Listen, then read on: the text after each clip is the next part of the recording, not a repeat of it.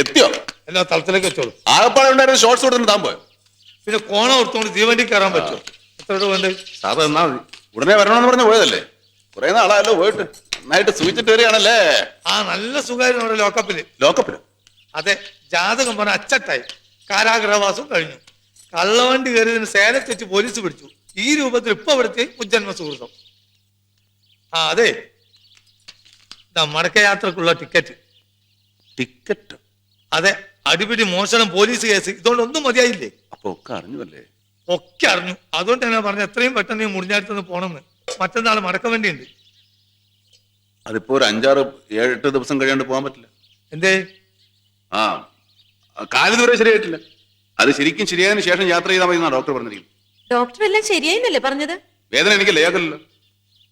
ആ പാൽക്കാരനും മലക്കാരനും ഒക്കെ ഉള്ള കാശിയാട്ടന്ന് വാങ്ങിച്ചോണം.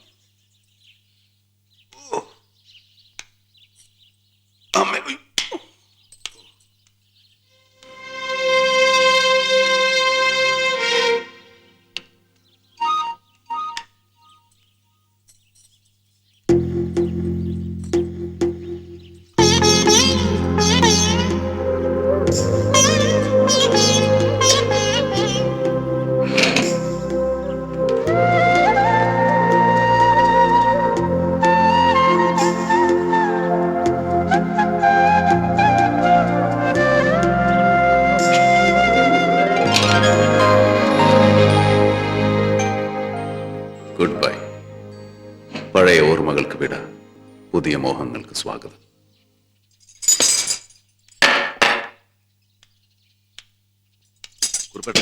എന്തോ? ഞാൻ ആ വിവാഹമോചനത്തിന്റെ പേപ്പറിൽ ഒപ്പിട്ടു. സത്യമാണോ ഞാൻ കേൾക്കുന്നത്? അങ്ങനെ ശ്രീമതി സ്വാതി തമ്പുരാനെ ഞാൻ വീണ്ടും വെറും സ്വാതിയാക്കി. നന്നായി കുഞ്ഞെ. പുകഞ്ഞ കൊള്ളി പുറത്തെന്നാണല്ലോ പ്രമാണം. ഇത്രയും നാൾ വെറുതെ ഉള്ളിലിട്ട് പോയിച്ചോണ്ടിരിക്കുകയായിരുന്നല്ലോ. എല്ലാം നല്ലതിനാണെന്ന് വിചാരിച്ചാൽ മതി.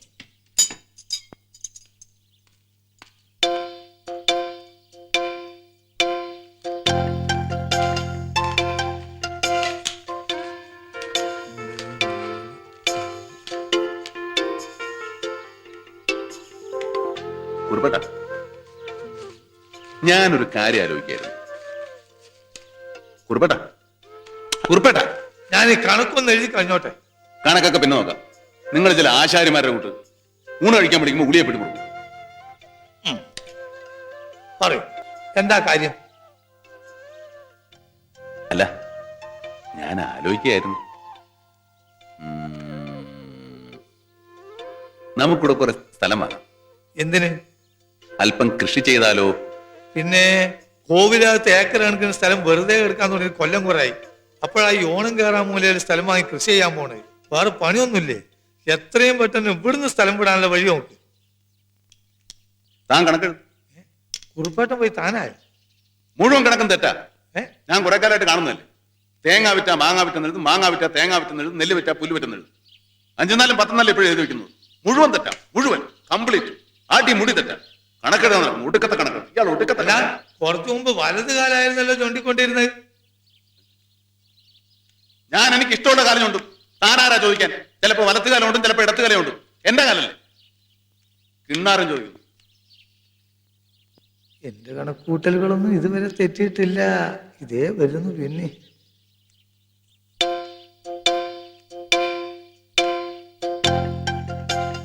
കുറുപ്പേട്ടൻ രാവിലെ വല്ലതും കഴിച്ചോ?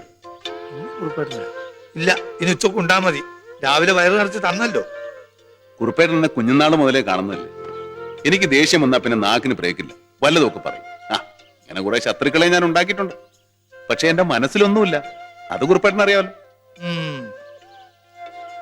കുറുപ്പേട്ട, കുറുപ്പേട്ട, കുറുപ്പേട്ട്. ഓ,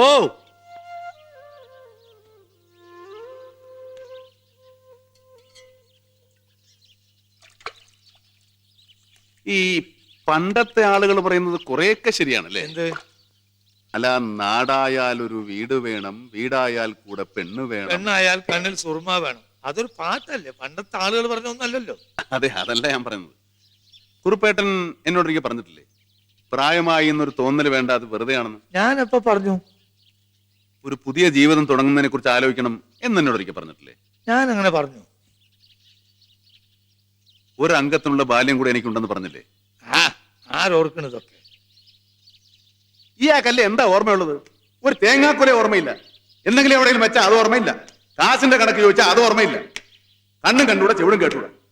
വന്നു ഒരു പിണ്ണാക്കിനും കൊള്ളാതായിട്ടുണ്ട് ഒരു ഉണ്ണാക്കൻ. തിന്ന് മുടിക്കാനായിട്ട് കൂടെ കൂടിയിരിക്കുക.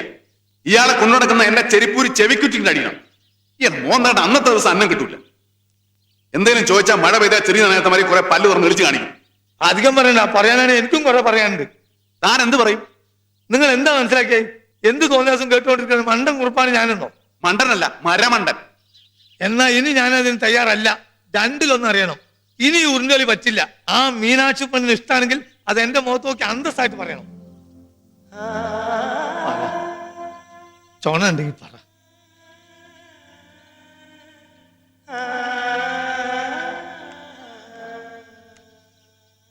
മര്യാദക്ക് പറഞ്ഞു, അല്ലെങ്കിൽ എന്റെ സ്വഭാവം മാറും. പറയടോ തമ്പുരാനെ.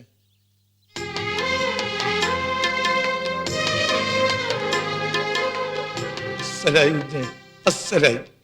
ഇങ്ങനൊരു വാക്ക് കേൾക്കാൻ എത്ര കാലായി എന്നറിയോ ഞാൻ കൊതിക്കുന്നു. അസ്സലായി.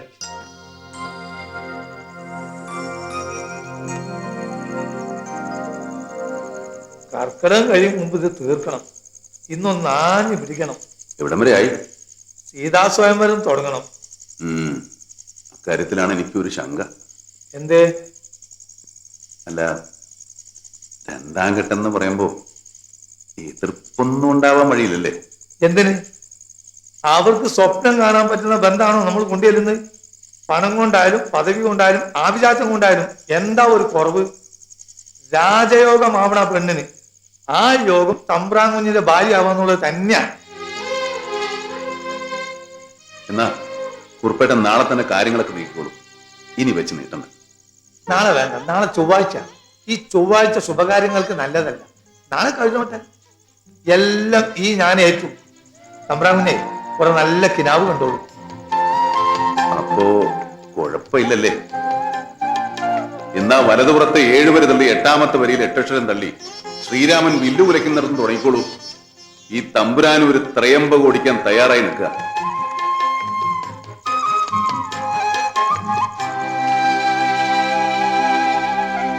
സാറ് പാട്ട് പാടൂല്ലേ? സന്തോഷം വരുമ്പോ എല്ലാരും ആടും പാടുകയൊക്കെ ചെയ്യില്ലേ? അപ്പോ പട്ടാളക്കാരെല്ലാം മുരടന്മാരല്ല അല്ലേ? അതെന്താ അങ്ങനെ ചോദിച്ചത്? സാറ് പട്ടാളത്തിൽ വലിയ പദവിയിലിരിക്കുന്ന ആളല്ലേ.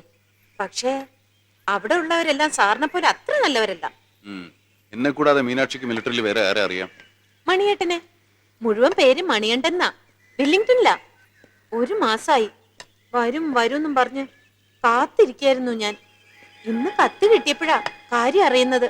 ലീവ് വാങ്ങി ഇങ്ങോട്ട് പോരാൻ പുറപ്പെട്ടപ്പോ ഉടക്കീത്രേ അവിടെയുള്ള ഒരു കടുവ. മണികണ്ഠൻ മീനാക്ഷിയുടെ നേരെ മൂത്ത ചേട്ടനാണ്. എന്റെ അമ്മായിയുടെ മോനാ. ഞങ്ങളുടെ കല്യാണം നേരത്തെ ഉറപ്പിച്ചതായിരുന്നു. ഇടയ്ക്ക് അമ്മായിയും ആച്ചമ്മയും തമ്മിൽ പിണങ്ങി.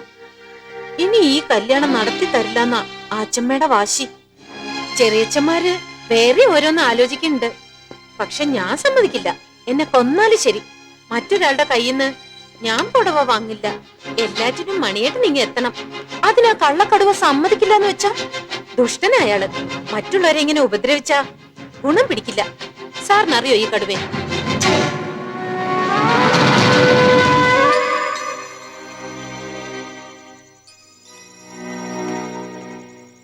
എന്താ സന്ധ്യക്ക് പടിയിലിങ്ങനെ കുത്തിരിക്കുന്നത്? എന്തത്ര ആലോചിക്കാൻ? കുറുപ്പ് പറഞ്ഞാൽ ശരിയാ. ചൊവ്വാഴ്ച നല്ല ദിവസമല്ല. നാളെ കാലത്ത് ദൗത്യമായിട്ട് ഞാൻ ആച്ചമ്മയുടെ അടുത്ത് പോകുന്നുണ്ട്. വേണ്ട. അതെന്താ? നാളെ നല്ല ദിവസമല്ല. കുറെ വർഷങ്ങളായിട്ട് നല്ല ദിവസങ്ങൾ ഉണ്ടായിട്ടില്ല. ഇനി നല്ല ദിവസങ്ങളെ ഉണ്ടാവില്ല എന്ന് തോന്നുന്നു. എനിക്കൊന്നും മനസ്സിലാവുന്നില്ല. വിവാഹാലോചന വേണ്ടെന്ന് പറഞ്ഞത് മനസ്സിലായല്ലോ. അത്രയും മനസ്സിലാക്കിയാൽ മതി. കൂടുതൽ കിണ്ണാരൊന്നും ചോദിക്കണ്ട.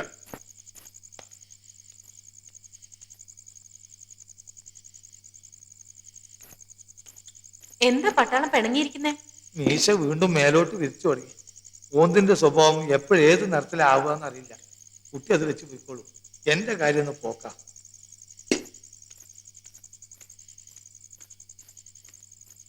മീനാക്ഷി, എന്തേ? താനൊരു മണികണ്ഠന്റെ കാര്യം പറഞ്ഞില്ലേ? ഉം. ആളെ ഞാൻ അറിയും. ഓ, പിന്നെന്തേ അപ്പ പറഞ്ഞില്ല? തന്നെ വെറുതെ വിഷമിപ്പിക്കണ്ടെന്ന് കരുതി ഒന്നും മിണ്ടില്ലെന്നേ ഉള്ളൂ. താൻ വിചാരിക്കുന്ന പോലെയൊന്നും അല്ല അവന്റെ കാര്യം.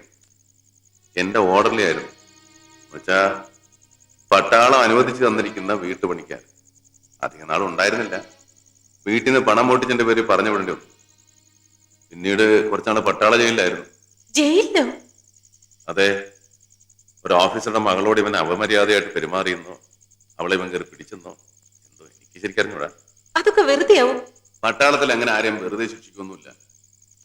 അവനെ കുറ്റം പറഞ്ഞിട്ട് കാര്യമില്ല. വെറും പട്ടാളക്കാരന്റെ കാര്യം കട്ട. കല്യാണം കഴിച്ചാലും ഭാര്യയെ കൂടെ പൊറപ്പിക്കാൻ പറ്റൂ. വീടും കൂടും ഒന്നും കിട്ടില്ല. ഭാര്യ നാട്ടിലും ഭർത്താവ് അന്യനാട്ടിലും. അങ്ങനെ വരുമ്പോ ചിലപ്പോ കാണാൻ കൊള്ളാവുന്ന ഒരു പെൺകുട്ടിയെ കൺമുമ്പിൽ കണ്ടാൽ ചിലപ്പോ മനസ്സ് കൈവിട്ടു പോകും. പ്രത്യേകിച്ച് ഇവനെ പോലെ ഒരു മുഴുക്കുടിയൻ.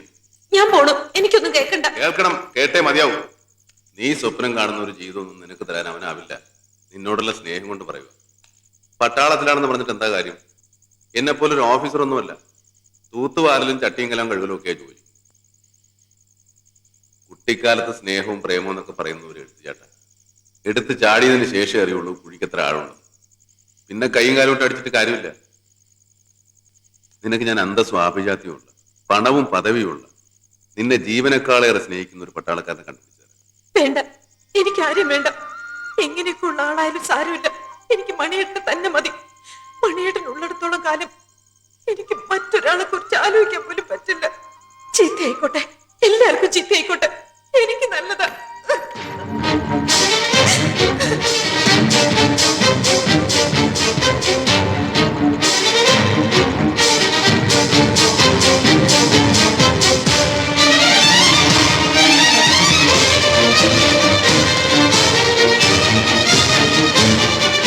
നമുക്ക് നാളെ മടങ്ങണം.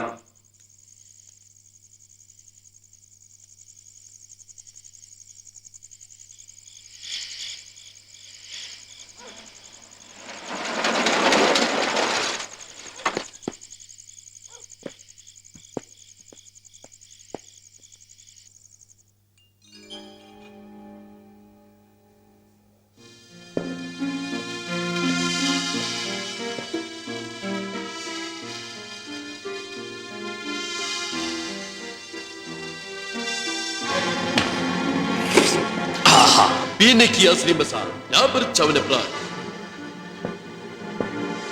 നിന്റെ കല്യാണമൊക്കെ ഇവിടം വരെ ആയടാ. നാട്ടിൽ പോകാൻ പറ്റിയില്ലല്ലോ. അത് കയ്യിലിരിപ്പുണ്ടല്ലേ. അഹങ്കാരം കൂടിയാ എങ്ങനെ ഇരിക്കും? പിന്നെ ഒരു കുടുംബം പുലർത്താനുള്ള കെൽപ്പൊന്നും നിനക്കായിട്ടില്ല. 4-5 വർഷം പണിയെടുത്ത് 4 കാശുണ്ടാക്കുന്നോ, എന്നിട്ട് മതി കല്യാണം കടവണം.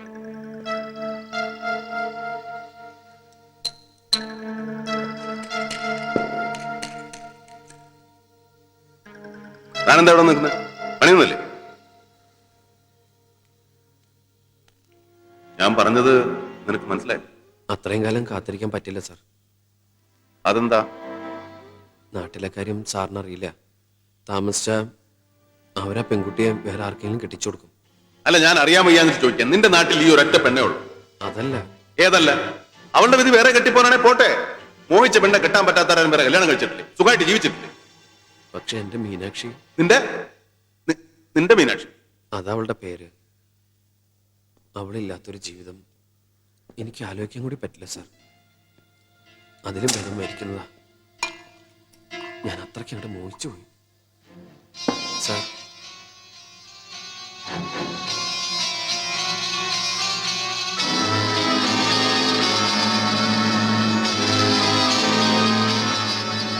എന്താടാ ഇത്? ഇങ്ങനെയാണോ ഡ്രിങ്ക് മിക്സ് ചെയ്യുന്നത്? ഇവിടെ സോഡ ഒരു ഒഴിച്ചു വെച്ചിരിക്കുന്നു. അതങ്ങനെ അവളെ ഇവിടെ സ്വപ്നം കണ്ടോണ്ടല്ലേ ഓരോന്നും ചെയ്യുന്നേ.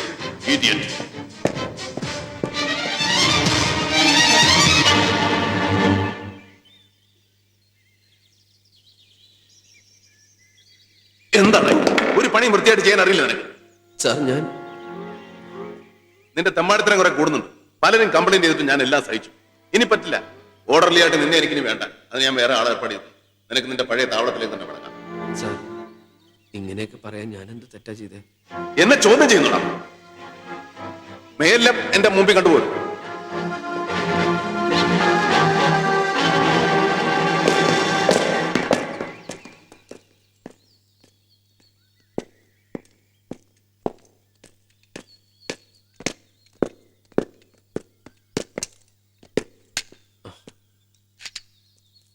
ഇങ്ങനെയാണോടാ വെപ്പൺ ക്ലീൻ ചെയ്യുന്നത്?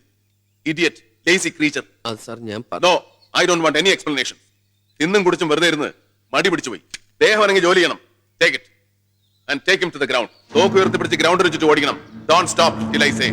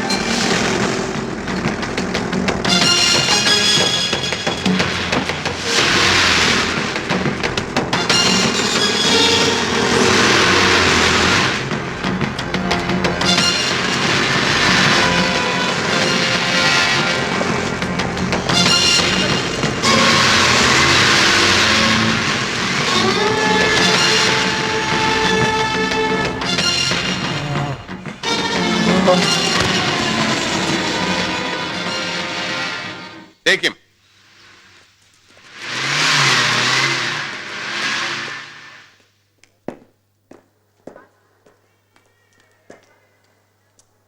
ഡീഹൈഡ്രേഷൻ കുറച്ച് വെള്ളം കൊടുത്താൽ മാറാവുന്നേ ഉള്ളൂ. വെറുതെ എന്തിനാ ഹോസ്പിറ്റലിൽ ഒരു ബെഡ് വേസ്റ്റ് ചെയ്യുന്നത്? വേണമെങ്കിൽ ഞാൻ ഡിസ്ചാർജ് ചെയ്യും. വേണമെങ്കിൽ എന്നല്ല, വേണം. കമ്പനിയിൽ ഒരുപാട് പേര് ലീവ് എടുത്തിരിക്കുന്നുണ്ട്. ജോലിക്കാളില്ല. ഡിസ്ചാർജ് ചെയ്യും.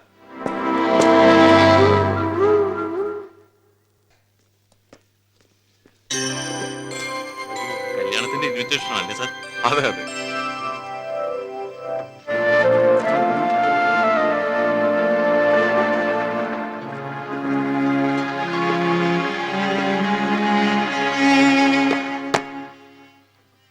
സാർ, ആർആറിന് കാശ്മീരിലേക്ക് അയക്കുന്നവരുടെ ലിസ്റ്റാണിത്. സാർ സൈൻ ചെയ്തിട്ട് വേണം ഹെഡ്ക്വാർട്ടേഴ്സിലേക്ക് അയക്കാൻ.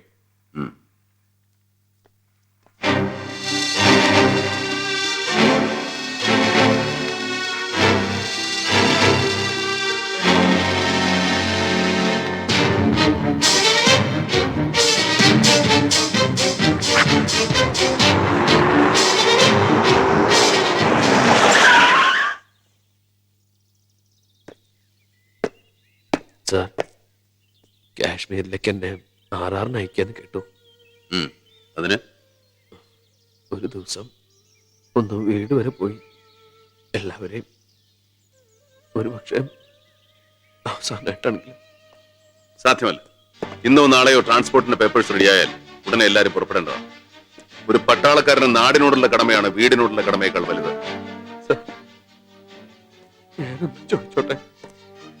ഒരു കീഴ് ജീവനക്കാരനല്ല, എന്റെ അനുജനോട് നീ എന്ന് സാറ് പറഞ്ഞിട്ട് ആ നിലയിൽ ഞാൻ ചോദിക്കാം, ഞാൻ എന്ത് തെറ്റാ സാറിനോട് ചെയ്തത്? അതറിഞ്ഞാ മതി, ഞാൻ ഈ നരകത്തിലേക്ക് എവിടെയും പൊക്കോളാം. എനിക്കൊന്നും പറയാനില്ല. നിനക്ക് പോവാ.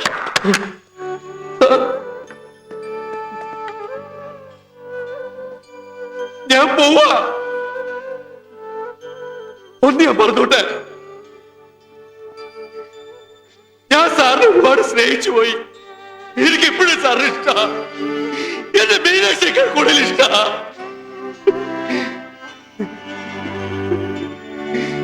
എന്നെ ശമിക്കരുത്, വെറുക്കരുത്.